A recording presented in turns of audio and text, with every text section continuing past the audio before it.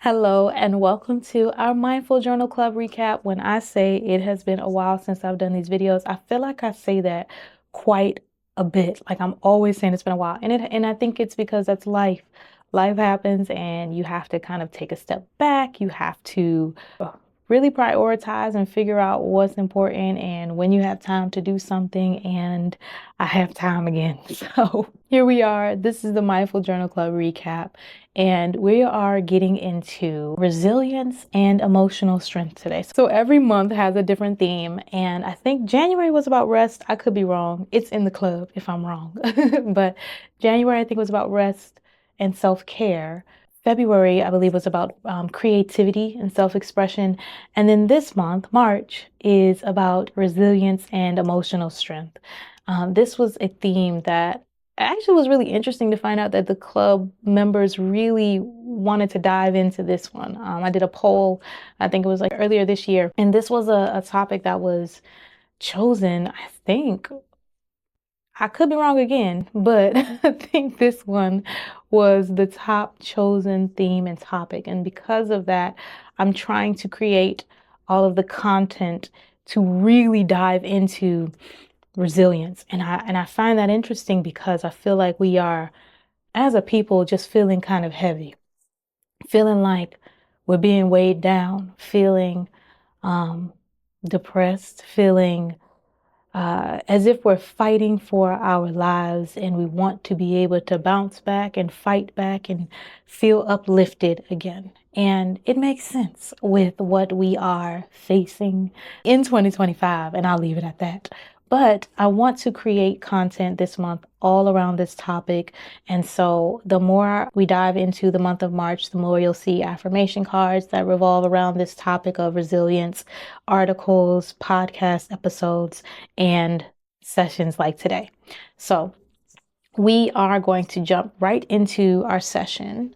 Before we dive in, I am going to share this video in particular with the entire club, not just paid members, because I think it's an important topic. I think resilience and emotional strength are very much needed right now. And so just finding ways to bounce back is key. And that's what we kind of work through today. So our opening prompt is curveball to triumph. So we are thrown curveballs in life, and they can be really fun to work through and to manage. And so the opening prompt today was, think back to a moment when life threw you a curveball and you managed not to just survive, but thrive. Oftentimes when we are thrown a curveball in life, no matter what it is, we're just trying to survive. We're trying to keep our head above water. And it's interesting because I want to focus on the curveballs that we have been thrown, but we found ourselves thriving on the other side of it, right? Instead of the curveball skating right past us, we knock it out the park. And so think back to a moment when you knocked it out the park. Think back to a moment when that curveball came at you, that challenge came at you, and you were like, this is a struggle. I got this though. And you made it through. Think about that moment. Don't take too much time to think about it, but think about that moment. If you can't think of a moment like this, then think of how you would feel if you were thriving when a curveball was hit at you. And you're going to capture that moment of resilience with humor or wisdom, and then write a few sentences on how that experience has shaped your approach to challenges today. So when we go through those curveball moments in life, they're not just there to throw us off our game. They are there to really guide us and teach us. And if we're not paying attention, we'll miss the moment. And I think it's important for us to capture those moments and pay attention to ourselves in those curveball moments. The way that I responded to this, I went with humor this time. I usually opt for wisdom because I don't think I'm funny, but I went for humor this time. And maybe I think I'm the only one that thinks this is funny. But my headline was, new mom bounces back from unexpected pregnancy. So 8 years ago, when we had our first daughter, we were not expecting, planning, thinking about miniature humans. And it was the biggest curveball of my life. I can't speak for my husband, but I think this one was up there for him too. But it was the biggest curveball. I used to, like, as a kid, I don't want kids. I'm gonna get a dog and a fish and I'll be happy. And that's what I would say. And now I have two daughters. What was interesting about this curveball is I really 100% was not planning it. I was maybe 23, 24, and it shook me to my core.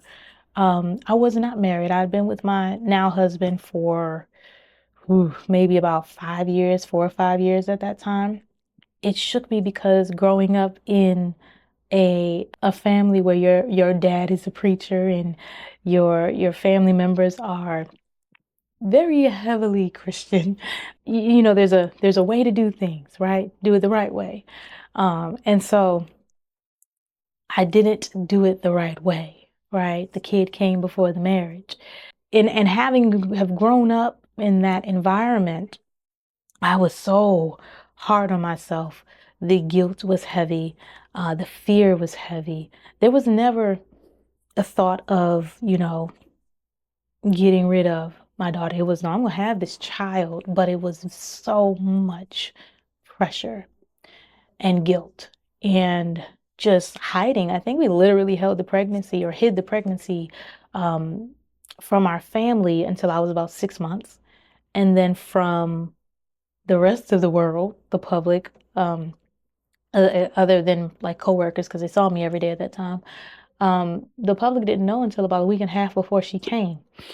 And so the announcement was around Christmas, hey, we're pregnant. And then a week later, baby was here.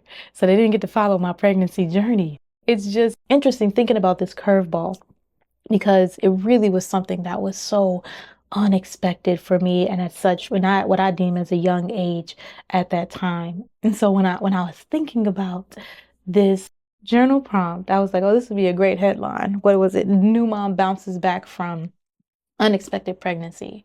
So we have the curveball, and now we are going to focus on that thriving part, right? I think I survived the pregnancy, was very, very much hidden, very much out of it the entire time, and then thriving. We are now 8 years, two kids in, and I think I found my footing. I think I found my grounding. Now, I know that parenthood in and of itself is going to keep throwing curveballs as it has done, but I feel as though I'm thriving because our daughters are healthy and we're trying to create and maintain a healthy lifestyle around them. We're not perfect, but we're okay and we're doing well and we're all still alive. Right? I've kept humans alive other than myself for 8 years running. So I think when we think about like these curveball moments, sometimes they really don't feel like, it may not feel like we're thriving, right? After we've been matched with this curveball. But if you really kind of give yourself grace and think through the challenging moment and how you maybe handle it or are handling it, you'd be surprised at your progress, at your growth, at the fact that no, you aren't just surviving, but you're thriving. And it doesn't have to be some major, like, oh, I did this crazy thing and now I'm thriving and whatever it may be, right? You can define what it means to thrive for yourself. And for me, in this particular instance, this curveball for me, what it means to thrive is that I have now two beautiful daughters, 8 and almost 4, and we're doing all right. And so that's what it means for me to thrive. And these curveballs, they come at us in life, and it's just a matter of how are we going to hit back? How are we going to swing? How are we going to make sure that we're not just surviving, but we're thriving? So this journal prompt, again, just the opening prompt, it really wasn't meant for you to go too into detail with it, but it was meant to give you a perspective of what is your definition of thriving? How do you handle curveball situations? And how are you going to use those moments of strength and resilience in any future challenges? All right, I think I overtalked that one. So let's go to our next prompt, which is our intention setting prompt. To know me is to know that an intention setting prompt is going to be at the beginning of our session. So today's prompt was to set an intention that celebrates your ability to overcome challenges. This theme of celebrating those mini milestones, finding the moments of when you're thriving. These are the things that we need to be leaning on more. We need to be leaning on the moments when we thrive. We need to be leaning into those mini celebrations, those mini small milestones. We need to lean more into those because we are oftentimes too hard on ourselves. And it is so important for us to celebrate ourselves, no matter how big or small the achievement may be. It's important for us to celebrate ourselves, celebrate the small wins, pay attention to the moments when we're thriving and not just surviving. So, setting an intention. Setting an intention that celebrates your ability to overcome challenges. And the actual prompt is think of one practical step that you can take in the next few days. So just this week alone, we're not thinking a year, a month ahead. We're just thinking about the next few days. Think of one practical step that you can take in the next few days to nurture your emotional strength, whether that's reaching out to a friend, taking some time for yourself, or setting a small boundary. Write down your intention and then one simple action that supports it. So what I wrote down, what did I write down? Oh, I kind of struggled with this. I don't know why. I think I got caught up on what is the meaning of intention. But what I wrote was to thrive this week through self-motivation and internal encouragement. And so this is very key for me because I've never really been one to thrive or be motivated by others in a sense. I've always been very self-motivated. I've always been very encouraging of myself because I needed it as a child. So it's always been, I guess, my nature to push myself, to motivate myself, to encourage and speak good things over myself. I don't know where it came from. I do know that I grew up with a single father and a lot of help from my grandmother. My mother wasn't around. With that, I found myself learning things the hard way, trying to just figure things out as I got older and encouraging myself. So I remember being very young, maybe even 6, 7, 8 years old, looking in the mirror and encouraging myself. I couldn't tell you to this day how I thought to even do that at such a young age, but some part of my small brain then knew that it would be necessary, and it really did help to shape me where I am today. So the external factors, they don't motivate me as much as my own self-motivation and encouragement does. But I will say that I have gotten away from it as life sometimes gets harder, it gets more challenging. And when I get away from it, I know that I must return to it. So my intention is to thrive this week through self-motivation and internal encouragement. And the one mini action, the small action, simple action that I'm going to do is going back to those mirror affirmations, right? That self-talk. So again, when I was a child, I would look in the mirror and just kind of encourage myself, talk to myself, speak good things over myself. And I want to get back to doing that. And so that's something that I will practice this week, especially with a birthday coming up. Getting older is a blessing, not a curse. It is a wonderful thing. And so I'm going to encourage myself this week, and I encourage you to do the same. So set your intention and then create one action that you will do this week. So we always do a mindful practice, and this mindful practice was very simple. We got into a comfortable position, placed one of our hands over our hearts, felt the heartbeat, and then we took just a few slow, deep breaths in and out. And with each inhale, we imagined drawing in strength. And then with each exhale, we got rid of any tension. We got rid of any stress, right? If you don't really know what it means to kind of inhale strength, then think of things that remind you of being strong when you take that breath in. And then anything that's stressing you out, when you exhale, you release all of it. And so we did that for a few times, maybe for about 3 to 5 minutes. And then we went into our journal prompt. And our journal prompt was to, again, we placed our hands over our hearts. So we were focusing on the steady beat of our hearts. And we asked ourselves, what does this steady rhythm remind me of in my life? And then we wrote down a couple of sentences about how feeling that inner strength influences our mood and energy. Let me preface this. The journal prompt may be on the screen, and you may not write exactly to it or exactly the way you think you should as a response. What I love about journaling, we are not doing this for a grade. We are not doing this to be critiqued. Our journals are just that, ours. There is no right or wrong way to journal. So whatever comes out in response to the prompt is what was supposed to come out in the way it was supposed to come out. And what I also love about it is that we can always go back to it and write something different if we are feeling a little bit different. But the goal here is to be completely honest with yourself.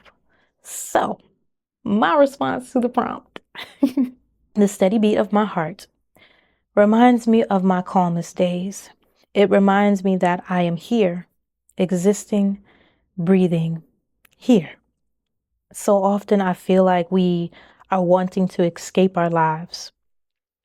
But when we pause to really uncover what that means, escaping our lives, we realize that we're missing the gift of what life really is. Life was meant to be beautiful. It was meant to be enjoyed and cherished. Our toughest moments are here to teach us and guide us. And this inner strength is empowering and energizes me to feel and know that I can embrace and enjoy life again. A steady beat is all I need. And again, the goal is to just be honest and authentic with yourself. The mindful practice, the intention there, the goal there is to just kind of calm yourself. When I get to this part of every journal session, I can hear the calmness in my voice. I kind of rush in and I'm just like, opening prompt, intention. And once I get to this part of it, it's like calm down, center myself, and really focus on why I'm here.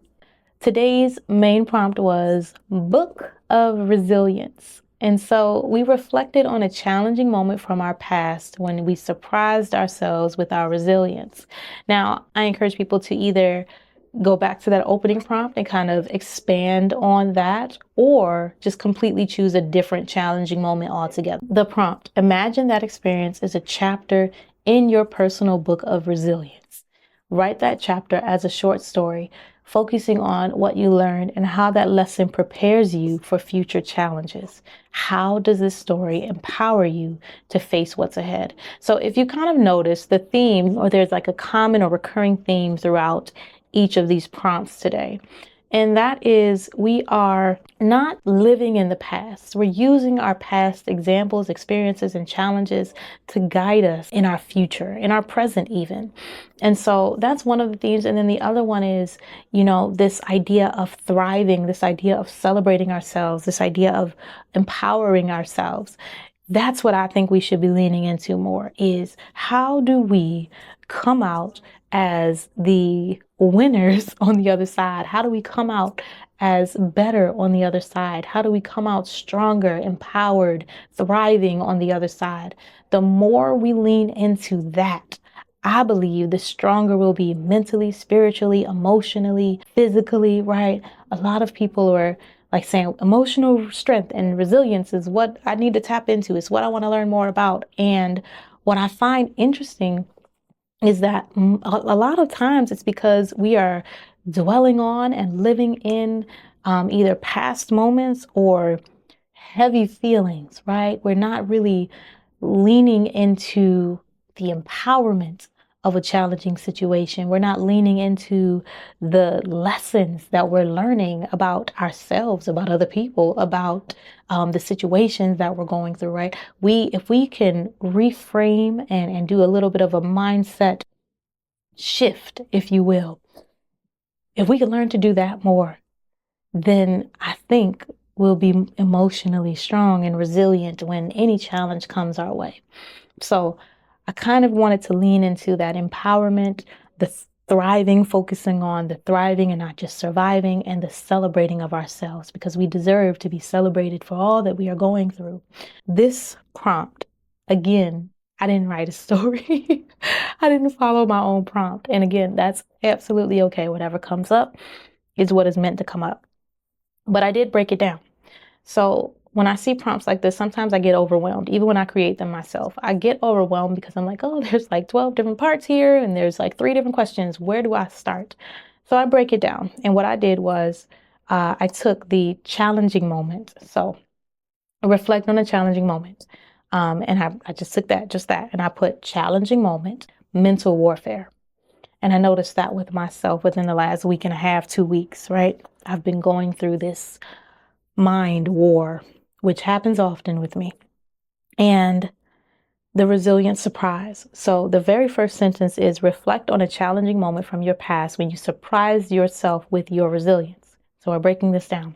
My challenging moment, mind war, mental warfare, whatever you want to call it, that's my challenging moment. And then the resilience surprise, the second part of the sentence, right? The second part of this prompt is happy disposition or a happy demeanor, right? An optimistic demeanor. The next part of it is to imagine this experience as a chapter in your personal book of resilience. And then you're going to write a short story focusing on your lessons learned, right? You're focusing on that, how that prepares you for the future, how any lessons you're learning are preparing you for your future, right? So we're going to stop there. I know there's a third part of this question, but we're going to stop there. We're going to talk about mental warfare. So what is interesting about my challenge is that I can't see it. It's not an experience that is happening in front of my face, right? It's not a negative bank account. It's not a child who is just like out of control. It's not visible. And I think a lot of us go through mental warfare in some way and we don't even realize it, right? Our thoughts are just attacking us nonstop. And so I have to define mental warfare. And that's where I started. I asked myself, what do you mean by mental warfare? And here's what I wrote. There are so many tasks that need to get done in a day, from parenting, which in itself is a beast, to work, especially as an entrepreneur. Life just feels crazy and unfamiliar and shaky. There's relationships, and then there's the dreams that you want to reach, and then feeling like you're just trying to hold on.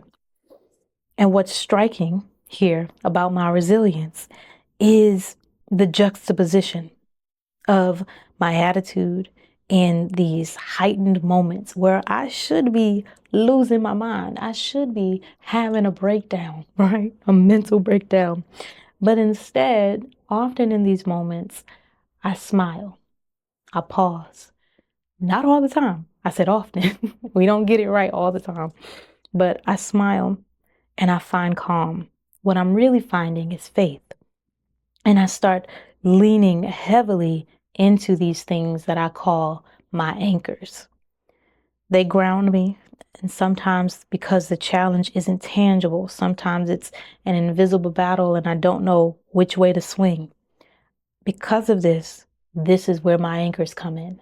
This is where I ground myself, pausing, taking a step back, smiling, rejoicing in troubles. Because if you know me, you know that I love Jesus. So in my weakness, in my struggles, in my challenges, He is so strong. And I don't have to worry. I don't have to stress.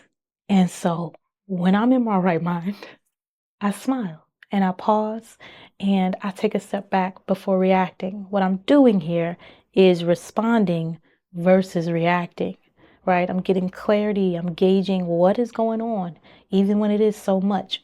I'm stopping and I'm not reacting. I'm responding. And so the lesson, right? We're still on this third part of this journal prompt. The lesson here is that we need to find our anchors. We need to define and find our anchors. And those anchors should bring you clarity, calm, and steadiness. Because when you know what your anchors are, when you know what calms you, what grounds you, whatever it may be, in any challenge, you will be just fine. If you know what brings you to a state of peace and you can lean on that no matter what, you will be just fine and you will come out stronger on the other side. And in this last piece, right? How does this story empower you to face what's ahead? It's a reminder. It's a simple reminder that everything will be just fine on the other end. The only thing that I need to do is keep my composure, find my footing, ground myself in what calms me and what gives me clarity, remove myself from the situation, even if I have to, and then I can move forward. So in any situation that comes up, in any challenge that comes up, my goal, my focus would be to remember to return to my anchors and what grounds me. All right. So that was Book of Resilience. If you wrote an actual short story, please share it. We want to read it. But Book of Resilience is our main prompt for today. And it's really about what lessons are you learning in your challenges, and how is that preparing you for any storms that may come up in the future? All right. And then we move to our gratitude prompt. And I have to find it because I have children who like to draw in my book. It's fine. It's fine. Okay. Our last prompt to know me is to know that I am going to end in gratitude no matter what, every single time.